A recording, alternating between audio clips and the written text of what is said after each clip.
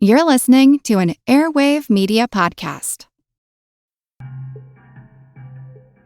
Hi, listeners. If you're familiar with historical blindness, then you probably have some sense of how I view history as a vast epic, a tapestry of interconnected stories, each of which might have taken an entirely unexpected path with any minor deviation. I love big and socially meaningful stories, and that's one of the reasons I love fantasy and sci-fi as well, as the best examples of these teach us something about the real world today, which is something I often try to accomplish through the lens of history. This is why Twilight Histories is such a great podcast.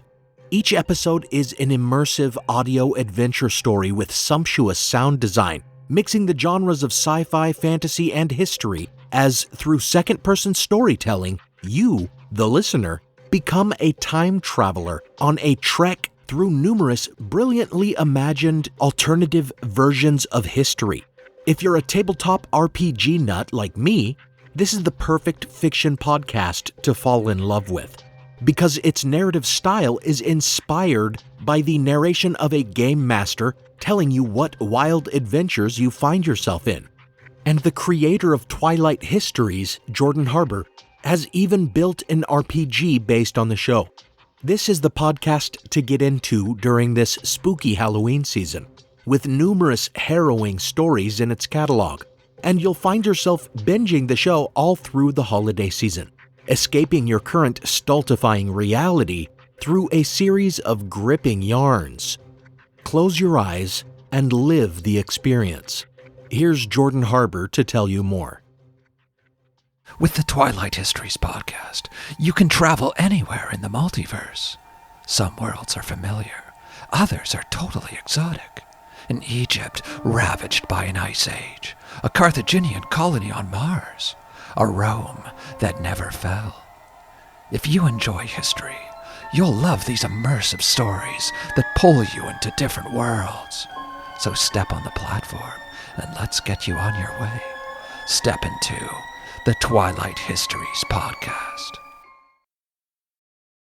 This episode is brought to you by LifeLock. Between two-factor authentication, strong passwords, and a VPN, you try to be in control of how your info is protected.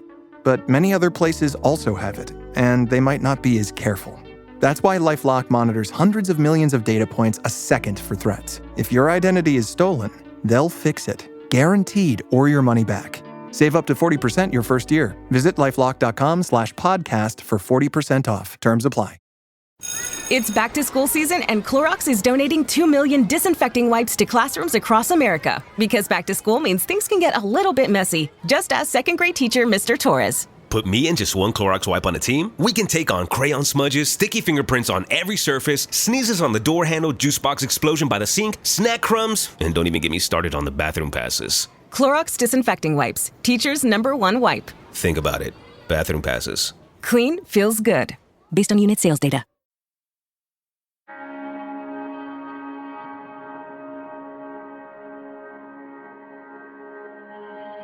Marichka Irina Cornici and her brother Vasile grew up in an orphanage in Romania after their poverty-stricken father hanged himself. Once they became of age to leave the orphanage, they struggled to find work, relying on meager wages that Marichka managed to earn as a nanny to a series of families. It was a time when the Eastern Orthodox Church was growing in Romania, recruiting inexperienced young men and women to serve as priests and nuns in their monasteries after a long period of the church's suppression. An old friend from their orphanage days informed them of just such an opportunity in the rural commune of Tanacu in western Moldavia. So Marichka and Vasile, ready to give themselves over to the church, packed up their few belongings and headed into the Romanian countryside, where they met a charismatic young priest with long red hair and beard named Corogianu. This young priest fancied himself an exorcist and had become popular in the community as a healer, casting out evil from villagers who sought his help before seeking the advice of a physician for a variety of ailments that superstition told them might be the result of a diabolical influence rather than simply an illness or disease. Not long after her arrival at Tanaku, Marichika began to exhibit odd and even unacceptable behavior. It began with giggling during Mass, and eventually it developed into Marichika mocking and cursing the clergy at the monastery. Her fellow nuns took to tying her up and leaving her in her room so that her behavior would not interrupt the services that villagers attended there. And eventually, the priest, Korogianu, decided that she was possessed by a demon, or perhaps by the devil himself. They took her from her room and chained her to a cross, stuffing a towel in her mouth to stifle her cursing, and parading her about the church as Korogianu performed his impromptu rite of exorcism. She endured this for 3 days with no food or water beyond the dabbing of holy water on her lips. Unsurprisingly, she later died after Korogianu and the nuns gave her into the care of EMTs who took her in an ambulance to the nearest hospital. Yeah, that's right. This did not take place in the Middle Ages. Rather shockingly, it occurred in 2005. Since these events, Korogianu and the nuns were arrested and defrocked, and the monastery at Tanaku shuttered. Blame has been cast not only on them, but also on the Eastern Orthodox Church for too quickly rushing to ordain uneducated priests in their rush to re-establish their influence following the fall of communism in Romania. Korogianu and others actually have had the nerve to blame the EMTs for administering too much adrenaline in their efforts to revive her in the ambulance. But the fact remains that the nuns had previously taken Marichika to the same hospital and had been informed that she displayed all the signs of being schizophrenic. Nevertheless, they rejected the opinion of modern medicine and chose to abuse her physically and psychologically by chaining her up, suffocating her, and starving her until she was unresponsive. This is historical blindness. I'm Nathaniel Lloyd, and in this Halloween episode, I want to talk about something that is terrifying in two ways, as through its claims of darkness and evil from without, it reveals a great darkness and a hidden evil within. Thank you for listening to The Demoniacs, the true spirit of possession and exorcism. Before we continue, I want to thank my newest patrons. Thanks Richard and Kate, and a special thanks to my new partner and investor-level supporter, Terry. Also, thanks go out to Eric, a one-time donor on PayPal. I really appreciate all my patron support. Listeners who pledge on patreon.com/historicalblindness get an exclusive RSS link that will set up an ad-free feed of the show with teasers and exclusive episodes, usually at least one minisode a month, like the blind spot I released to tie in with my episode about anti-vaccination claims regarding the prophecy of the Mark of the Beast, in which I talked all about Typhoid Mary. We recently met one of my first patronage goals, which is so encouraging. If we manage to keep going to my next goal, we're going to be well on the way to me being able to devote more time to the podcast and hopefully being able to produce more content for you. Patron feeds also get episodes early, typically a day or two early at the lowest tier of $1 a month, and usually 4 days ahead of release at the higher tiers. And as I mentioned, their episodes don't contain any ads. That means you get rid of this Patreon pitch at the beginning, and you get rid of that mid-episode intermission. So if these ad breaks break the spell of my storytelling, then you may want to pledge support just to get rid of them. Visit patreon.com/historicalblindness and support the show. Or you can support by making a one-time donation at historicalblindness.com/donate or at the PayPal link in the show notes or on Venmo at historicalblindness. Now, on with the episode.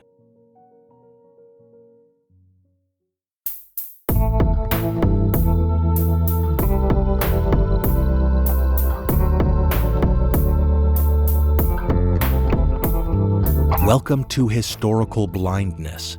In starting this examination of cases of purported demonic possession and the practices of exorcism, with a tale originating from the Eastern Orthodox Church, I may elicit objections that not only was Corigianu practicing an illegitimate, home-brewed rite of exorcism, but also that the Eastern Orthodox Church generally does not have a strict and codified rite, as does Roman Catholicism. People like to hold up Catholics as being a kind of gold standard when it comes to assessing demonic possession and eliminating scientific explanations and physical or psychological illness before resorting to exorcism. There's currently a very enjoyable television drama that promotes this view, called Evil.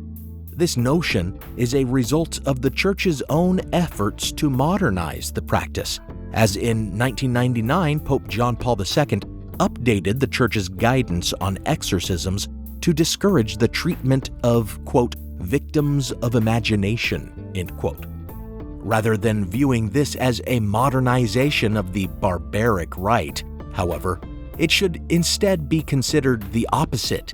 The Latin text in question simply affirmed the notion that some conditions cannot be treated medically or psychologically, and encouraged the continued practice of exorcism. In fact, as of 2018, the Church appears to be mustering an army of new exorcists by educating a new generation of priests in the rite, in part as a bulwark, given claims from their priests in Mexico and other Latin American countries that demonic activity is on the rise. While the Catholic Church cautions against too lax a view on possession, they are still sending the message that more exorcists are needed to combat what they see as the growing diabolical influence in the world. However, not all those who answer this call to action are Catholic. There exists a subculture of evangelical Protestants, Pentecostals, and Charismatics who believe themselves capable of casting out demons or quote-unquote delivering members of their congregation from the devil's power.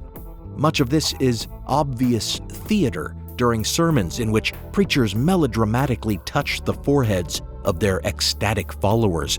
But behind closed doors, these would-be exorcists have no official strictures governing their historically harmful ceremonies.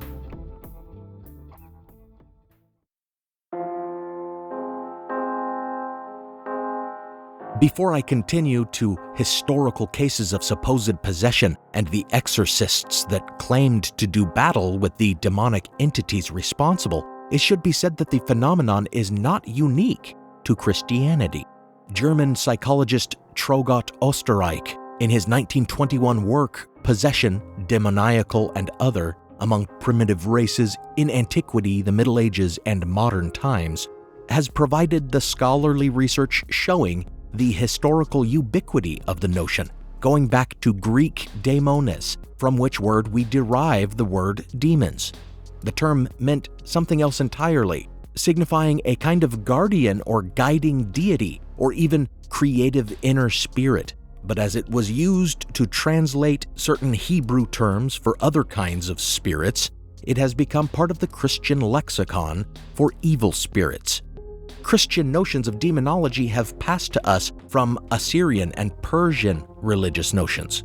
And the other modern monotheistic traditions, Judaism and Islam, all have their forms of demonic possession, whether by dybbuk or jinn, although a more detailed comparison would reveal these concepts to be very different. However, monotheistic traditions do not hold a monopoly on the concept of spirit possession either. Austrian-American anthropologist Erika Bourguignon in the 1960s through the 1980s wrote a great deal about what she called, quote, dissociational states, end quote, and the, quote, possession trance, end quote, with an emphasis on its cross-cultural nature. She surveyed 488 cultures and recognized some form of belief in spirit possession in 74% of them. Nevertheless, if we are to speak of demon possession in particular, and the practice of exorcising those demons, we are speaking principally of the monotheistic traditions that dominate world religion, and among them it is Christianity that was founded on exorcism. That may seem a strong claim, but it should be remembered that according to the Gospels, Jesus Christ was an itinerant exorcist. The Gospel of John, which is so different in many ways from the others, makes no mention of Christ's exorcisms, but it is a central aspect of Christ's story as presented in the Gospels of Matthew and Luke. And ironically, as we shall see, some of the most outrageous and telling cases of demonic possession in history supposedly affected women of the cloth, nuns, who were said to have given themselves over symbolically in marriage to Christ, the first Christian exorcist. Now for a brief intermission.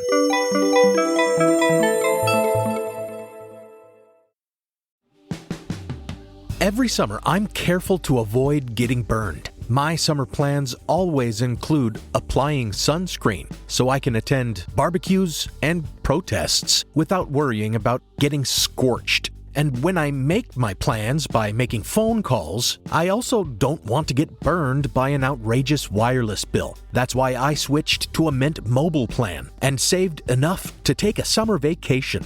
With Mint, I found no difference in speed or coverage, just a big difference in cost. And right now you can switch to a Mint wireless plan like me to avoid sweating those surprise charges and overages. You'll just be chillin' with Mint's offer of 3 months premium service on the nation's largest 5G network for just $15 a month. With high-speed data and unlimited talk and text, it might just be the coolest thing happening this summer.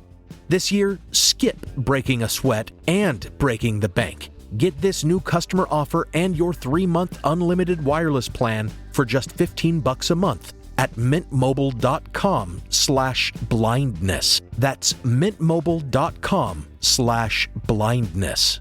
Upfront payment of $45 required, equivalent to $15 a month. Limited time new customer offer for first 3 months only. Speeds may slow above 35 gigabytes on unlimited plan. Taxes and fees extra. See Mint Mobile for details. Now, back to the show.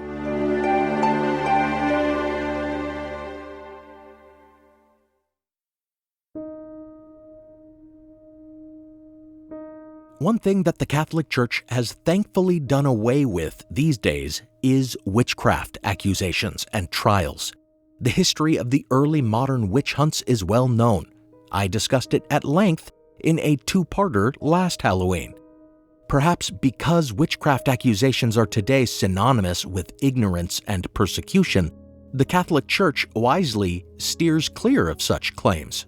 Strange then that they are still willing to indulge, so to speak, in claims of demonic possession, which ever since a series of famous cases of mass possession at convents in 17th century France have been closely related. It began in Marseille in 1609, when 14-year-old Madeleine de Mandolle de la Palude, beginning her novitiate at the local Ursuline convent, told her superior that her confessor, Louis Gaufridi, who had spent a great deal of time with her at her father's house over the last few years, had seduced her. It started when they had shared a peach one night, and it progressed eventually to fornication. After confiding this, she was transferred to an Ursuline convent in Aix-en-Provence, ostensibly because she had become ill, and it was there that she began to demonstrate symptoms associated with demonic possession. She suffered convulsions, she appeared to be repulsed by sacred objects, and she seemed to have knowledge that some believed could only have been acquired through clairvoyance. During the course of her possession and exorcism, she changed her story about Father Gaufridi, claiming that he had done more than seduce her. He had charmed her, she said, with that magic peach, had taken her to a witch's sabbat, and made her renounce God and sign a pact with the devil in her own blood. It was because of Gaufridi that she had been possessed.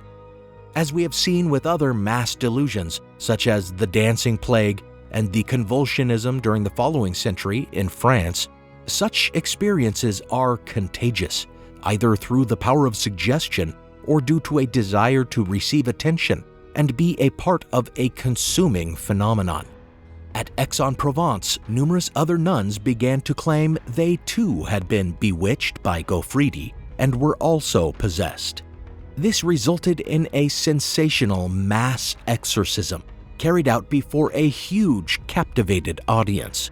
The exorcist, Sebastian Michaelis, a Dominican inquisitor who had made a name for himself as a witch hunter and demonologist, addressed the demons supposedly invading these nuns in Latin. But contrary to what was expected at the time, they did not reply in Latin. Michaelis rationalized this by making up new rules, saying, with no apparent support for his claim, that the devil did not typically speak in foreign languages when he inhabited the bodies of women. But of course, we can easily ascertain the truth that these women did not reply in Latin because they did not speak the language. Furthermore, it is clear that Madeleine de Mandols de la Palude could have conceived of her witchcraft claims against Gaufridi as a kind of revenge for his seduction, and that she cleverly avoided the stigma of witchcraft herself by claiming possession instead. For while witches were objects of scorn, demoniacs were objects of sympathy. The entire affair, strangely, may have simply been a way for her to rehabilitate her honor. In some ways, it worked. After denying everything at first, Louis Gaufridi confessed to everything she alleged under torture and was burned alive. Madeleine de Mandols de la Palude became a penitent and for a time was viewed sympathetically. But eventually, the stink of brimstone that clung to her proved too overpowering, and in 1653 she was tried as a witch herself.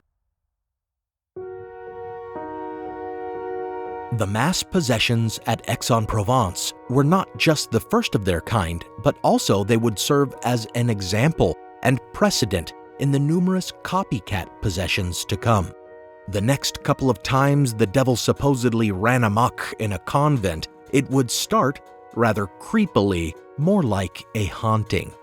At the Brigittine convent in Lille, in the Spanish Netherlands, nuns reported seeing specters and hearing strange noises before several of them began to display the symptoms of possession, receiving exorcisms throughout 1612, the year after the conclusion of the Aix-en-Provence affair. And 20 years later, in a single night in 1632, 2 nuns, including the prioress of the Ursuline convent in Laudun, western France, claimed that they had been visited separately in their rooms by the ghost of their former confessor, who implored them for help. 2 days later, one of the same nuns, along with a third, saw a black sphere which approached them and knocked them down. What followed were the classic signs of a haunting, or as some modern-day exorcists might call it, a demonic infestation. Disembodied voices were heard, and several nuns said they had been struck by some unseen force. Then the behavior of the nuns changed. They began to suffer uncontrolled fits of laughter and convulsions. The nuns claimed that a priest named Urbain Grandier, whom they had never actually met, was in fact a sorcerer and was the cause of their possession, much as Gaufridi had been blamed for the Aix-en-Provence possessions. Following the playbook of that earlier affair, the Catholic Church turned the exorcism of the Laudun nuns into a spectacle, with thousands gathered to watch, and Urbain Grandier, much like Gaufridi before him, was convicted and burned at the stake. However, the Protestants of the region believed the entire affair to be a charade, claiming that the nuns' confessor, Father Mignon, had coached them in their impostures with the approval of his church superiors. Their reasons, it was claimed, were twofold. First, Urbain Grandier was a libertine and an embarrassment. He had had numerous affairs with local women and had even written a book against clerical celibacy. The other purpose the fraud served, besides ridding the Church of Grandier, was to demonstrate the power of Catholic rites to defeat the devil, an explanation that has been put forward for many witch purges, and that explains the public exorcisms in France going all the way back to 1566, when a teen girl named Nicole Aubry, who was said to be possessed by 30 demonic spirits, underwent exorcism rites in which the power of the Eucharist to harm an evil spirit was supposedly demonstrated on a public stage at a cathedral in Lyon every day for 2 months, simply as a way to refute the Huguenots who rejected the doctrine of the real presence of Christ's body within the consecrated wafers. An alternative explanation and something of a conspiracy theory was that the powerful Cardinal Richelieu ordered the fraud as a pretext to rid himself of the troublesome priest Urbain Grandier, who had written a satire of him. No matter what the case, whether a mass delusion, religious propaganda, or a conspiracy against an unruly priest, or some combination of these, there are too many rational explanations to take the claims of the Laudun possessions seriously today.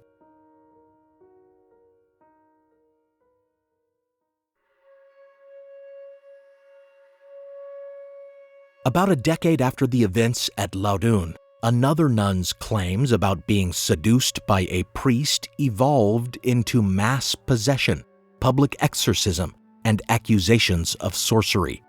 Madeleine Bavant was the accuser, but in this case her allegations emerged years later in a written confession that sounds in many ways like the hoax claims of the awful disclosures of Maria Monk. She wrote that she had been seduced at 18 by a philandering Franciscan monk before entering the convent at Louviers, where the chaplain, she said, used to worship God in the nude and demand his nuns did the same. This pervy chaplain was succeeded by Father Mathurin Picard, who Bavant said would turn Eucharist wafers into love charms and thereby receive sexual favors from his nuns. In this way, she wrote, Father Picard impregnated her. Picard and his assistant conducted black masses at which the devil visited them in the form of a black cat, she claimed. All of this in explanation of the convulsions and other possession symptoms that she and her fellow nuns were displaying. They had been bewitched from the grave by Father Picard, who had recently died. Her fellow nuns undergoing exorcism, however, had a different story. They said it was Madeleine Bavant who had caused them to be possessed. So while the church dug up Father Picard and excommunicated his corpse, just to be sure, and ended up burning Picard's assistant chaplain at the stake, Bavant too was tried as a witch. If she had concocted the story as revenge for a real sexual assault, or in order to achieve some kind of agency in her patriarchal world, as has been argued before about such accusations, it certainly backfired on her. She was imprisoned in a subterranean dungeon, left to subsist for the next few years on bread and water 3 times a week, and died there within a few years. A couple years after the beginning of this affair, a treatise was written in Madeleine Bavant's birthplace of Rouen, in which the specific indications of a genuine demonic possession are listed in an effort to better discern fakers from real demoniacs.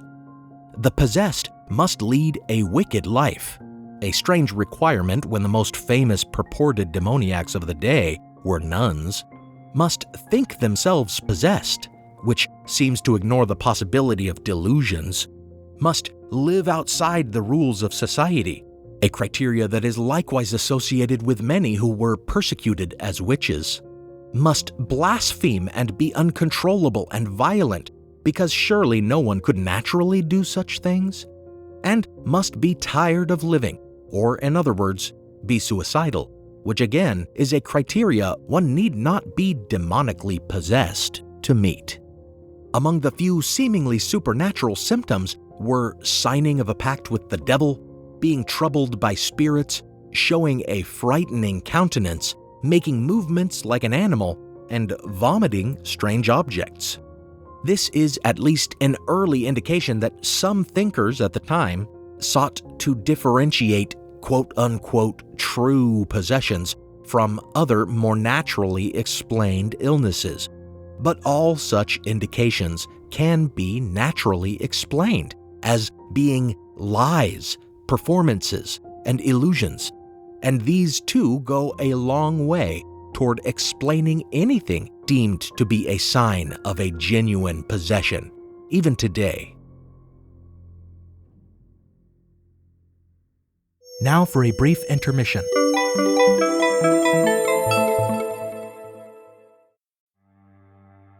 As listeners of Historical Blindness, you're no strangers to the fact that history is a lens through which we can better understand the present. Or as Shakespeare put it, what's past is prologue.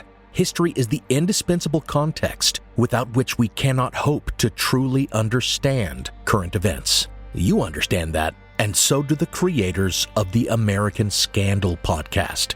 Every season, they immerse listeners in the biggest controversies in U.S. history, helping us understand America's dark side and learn from its troubled past. Its latest season, Ruby Ridge Standoff, delves into an incident that sowed the seeds for the rise of the modern radical right.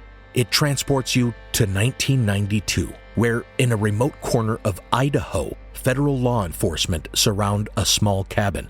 They've come for Randy Weaver, a survivalist who took his family to the mountains in anticipation of the apocalypse. A simple weapons charge brought the agents here, but the situation is about to explode into a deadly and tragic standoff that will later become a rallying cry for far-right extremists, fueling distrust and violent anti-government sentiment for decades. Follow American Scandal on the Wondery app or wherever you get your podcasts. You can binge all episodes of American Scandal's Ruby Ridge Standoff early and ad-free right now on Wondery Plus. Your burger is served, and this is our finest Pepsi Zero Sugar. Its sweet profile perfectly balances the savory notes of your burger. That is one perfect combination. Burgers deserve Pepsi. Now, back to the show.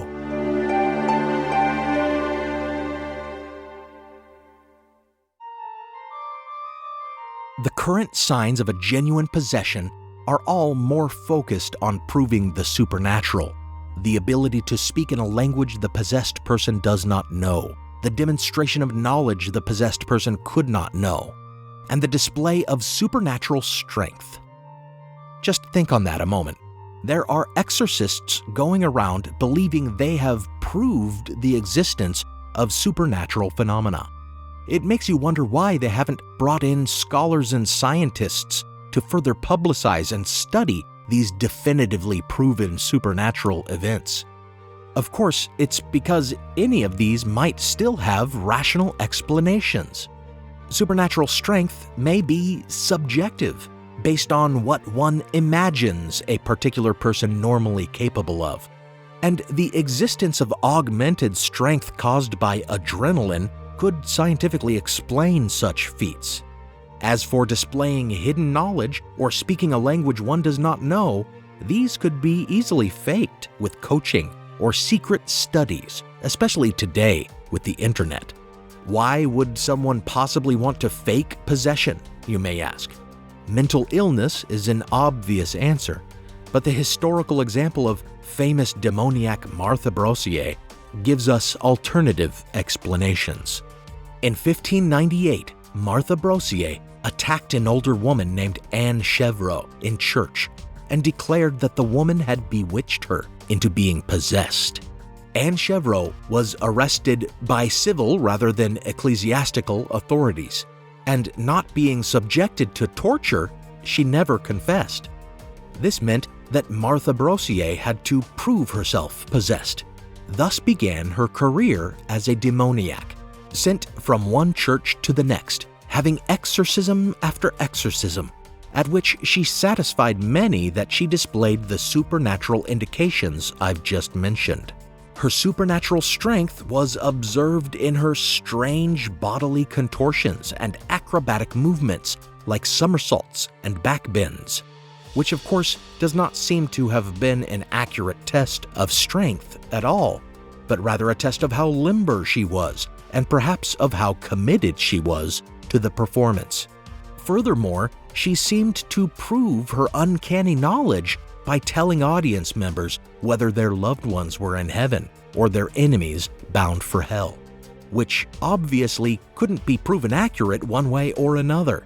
As for speaking in a language unknown to her, she answered questions in Latin, but sometimes her answers seemed to betray a lack of understanding of the language, and when called on it, she typically dismissed the priest's objections and threatened to stop talking altogether if they doubted her. What seems to have been happening was that her family was helping her in her charade. They had given her a book about the famous demoniac Nicole Aubry, whom I previously mentioned, so that she might better learn how to behave like a woman possessed. And the local curé, who had been her first exorcist, a family friend, was coaching her in Latin in order to fool ecclesiastic authorities. As it turns out, she was earning the family a tidy sum in profits from supporters who charitably donated to them.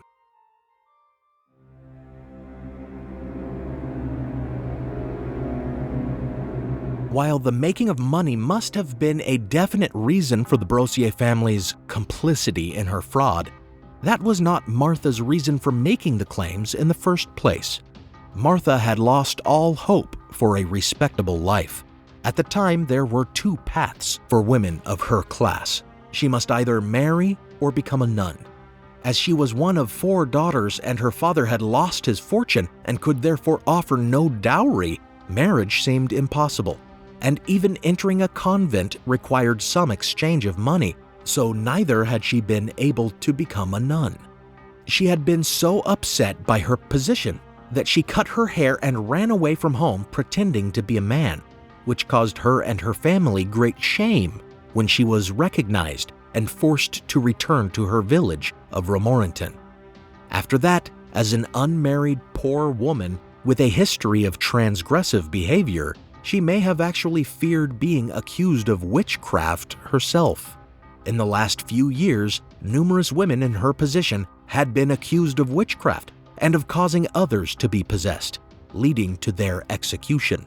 As mentioned before, while witches were reviled and murdered, their victims, the supposedly possessed, were typically objects of sympathy. Thus, Martha Brossier, and maybe even her family, might have believed that claiming to be possessed was the only way to safeguard her from witchcraft accusations, and it is perhaps no coincidence that she chose Anne Chevreau to accuse, since the Brossiers blamed certain other members of the Chevreau family for the failure of a marriage arrangement undertaken by one of Martha's sisters. Thus, with something of a family feud between them, revenge may also have been a motive. Whatever the case, Martha must have rather enjoyed her role as a demoniac. She went from someone with no prospects and no power to being the principal breadwinner of the family, the center of attention, an object of lust to many who watched her contort her body on public stages, and a woman empowered because of the supposed demon inhabiting her to speak her mind and even insult the men surrounding her.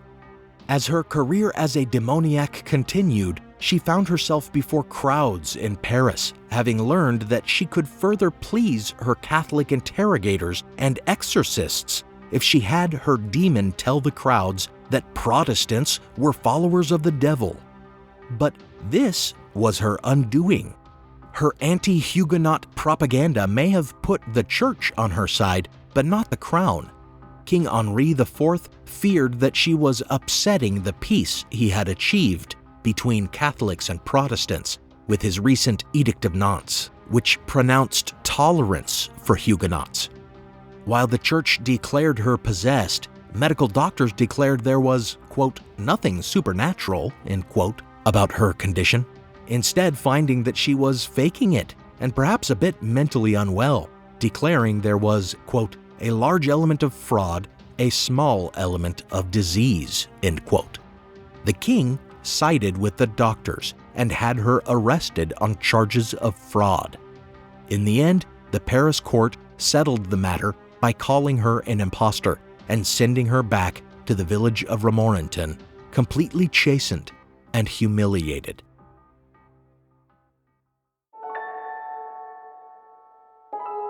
History is chock full of such cases of alleged possessions that either demonstrate the falseness of the phenomenon or can be debunked with just a little critical thought. In fact, I probably could have produced an entire series on this subject had I not feared that it would end up being a bit repetitive. Among the Puritans in Massachusetts Bay Colony, prior to the Salem witch trials, there was Elizabeth Knapp, a servant in the household of a preacher, whom the preacher claimed had become possessed, citing as evidence her convulsions and contortions, her claims to see beings who were not there, and her speaking in a strange voice without opening her mouth.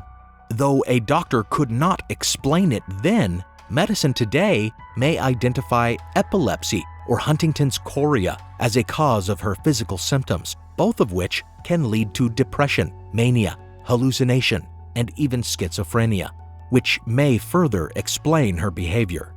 Living as she did with a fire and brimstone preacher who would later be involved in witchcraft trials, it is perhaps no surprise that she eventually confessed to having made a pact with the devil. And there may have been some further motivation for actually feigning possession, using a kind of ventriloquism to affect a voice in the back of her throat, in that it allowed her to get out of work and verbally abuse her employer with impunity.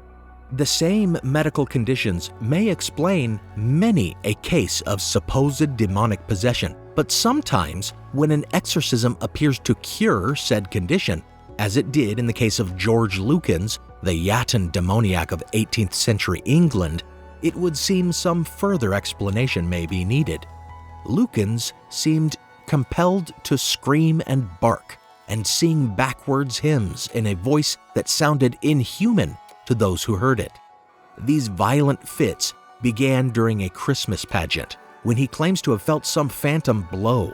He eventually told any who would listen that he was possessed by 7 demons and that they must be exorcised by 7 clergymen. Perhaps Lukens was an impostor, faking possession for attention or in order to promote the wonderful works of God. For though his exorcists claimed they wanted to keep the ceremony secret, through some error, they said, many townsfolk discovered what they were doing, eavesdropping on the exorcism, and, to their supposed chagrin, afterward publishing reports about the miracle they had performed. Or perhaps Lukens did genuinely suffer the fits described and only believed they were diabolical because of his religious worldview, a belief system so strong that he was cured simply by the placebo effect, demonstrating the power of suggestion, if indeed he was entirely healed at all, and never again suffered any of his fits.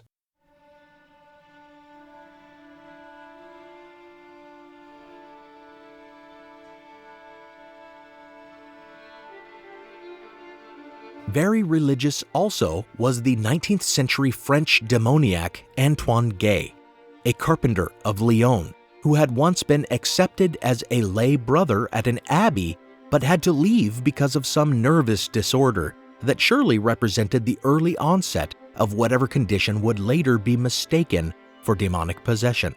A priest who would later sign a certificate affirming the authenticity of Gay's possession, cited as quote-unquote grounds for his belief in Gay's possession, that he displayed a preternatural understanding of a language he did not know because he seemed to contort more violently when they spoke prayers over him in Latin, which of course proves nothing except that he could discern the appropriate time to writhe, and that he replied to questions posed in Latin, though he concedes that Gay only ever responded in French.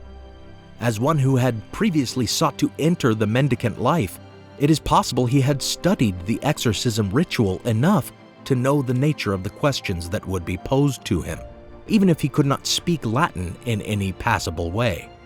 Later, when Gay was placed in an asylum for the mentally ill, another priest marveled at how Gay and a female patient, who was also believed to be possessed, would hold long arguments in an unknown language, which Antoine Gay later translated for the priest. It sounds like little more than a folie à deux, two mentally disturbed individuals feeding off each other's delusions and shouting gibberish at each other. It's absurd to think that the priest believed the mental patient's subsequent explanation of the content of their exchange. Much as the seeming mastery of unknown languages convinced many of Antoine Gay's possession, the mysterious, indecipherable devil's letter, purportedly written by a possessed Italian nun in 1676, captured a lot of imaginations recently when, in 2017, researchers at the Ludum Science Center used a decryption algorithm to finally translate it. Legend had it that the possessed Sister Maria Crocifissa della Concezione woke up one morning covered in ink with a letter of jumbled characters from different archaic alphabets. The Ludum Center's algorithm was able to decipher from it a message in Latin, Greek, Arabic, and runic letters that sounds like the devil's very voice, sowing doubt that God can save mortals. The problem is that even after its algorithmic translation, the message doesn't make much sense, and some parts remain undeciphered, suggesting it may not have even been translated correctly. Additionally, it seems Sister Maria Crocifissa della Concezione may have been studying ancient languages during the more than 15 years she had been in the Benedictine convent, and that she may have suffered from bipolar disorder or perhaps even schizophrenia.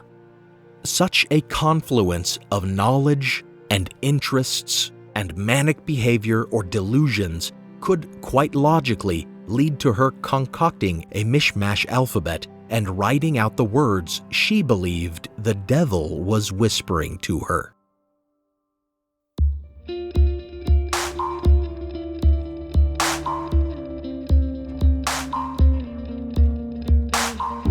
In the modern era, possession and exorcisms have taken on an even darker quality, and I don't mean a diabolical darkness. I refer to the consistent occurrence of mental illness being mischaracterized or misdiagnosed as demonic possession by clergymen and lay consultants, resulting in exorcism ceremonies that cause real psychological and physical harm, and even death, as in the Tanaku exorcism. Roland Doe, the 14-year-old boy whose widely embellished story inspired the book and film The Exorcist, and whose psychiatrists all agreed he was a deeply disturbed child that should not have been exposed to such a ceremony, thankfully survived. But many another victim of this outmoded belief and practice have not been so lucky.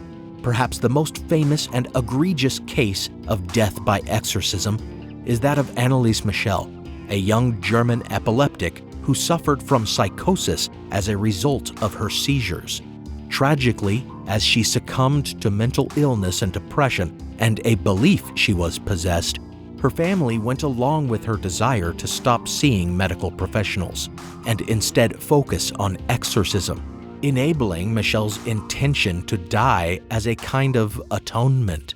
Her family, her exorcist, and the church that approved the ceremonies are complicit in Anneliese Michel's suicide by exorcism.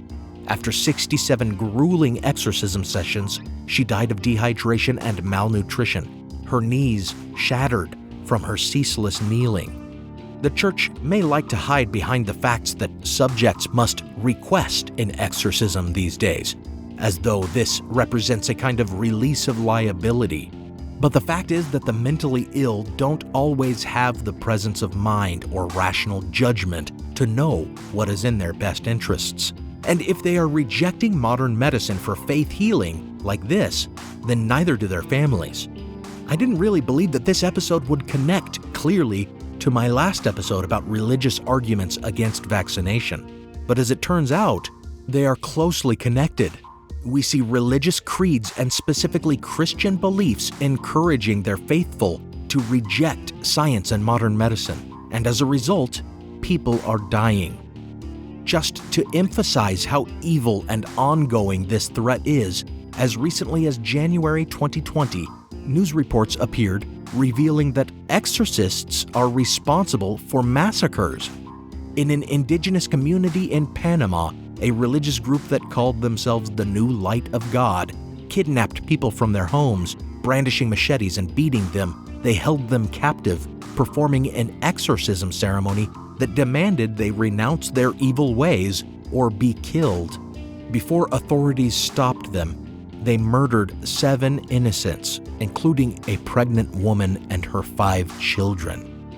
Doubtless, these murderers rationalized their heinous acts in much the same way as did the Romanian priest Corigianu, who rather than accept responsibility for the death of Maricica Irina Cornici, asserted that her death was God's will, saying horribly, quote, "Only God knows why he took her.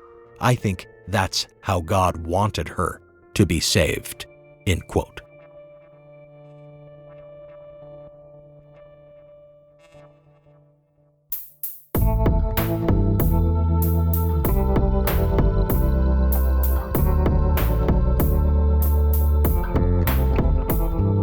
Thanks for listening to this episode of Historical Blindness. Special thanks go out to my partner patrons, Diane, Robert, Joe, Evelyn, Joe E., Devlin, Ian, Jessica, Fred, Robin, Mateo, Myth Eater, Do More Kid, Emily, Katie, Elizabeth, and Terry. I know you are possessed of critical minds, for you have my voice in your ears. Some music on this episode is copyright Alex Kish. Visit alexkishmusic.com and contact him to get compositions for your own projects. Additional music from Kai Engel and from Kevin MacLeod, licensed under a Creative Commons Attribution license. Check out the show notes for a list of the tracks used. You can support the show by pledging on Patreon or by signing up for a 14-day trial of the Great Courses Plus at my custom URL. Find those links in the show notes. You can also make one-time donations to support this podcast on the website or at the PayPal link in the show notes. Until next time, remember that science makes no claims to dispute religious belief because science is only concerned with what can be observed and tested. It would be nice if religion extended science the same courtesy.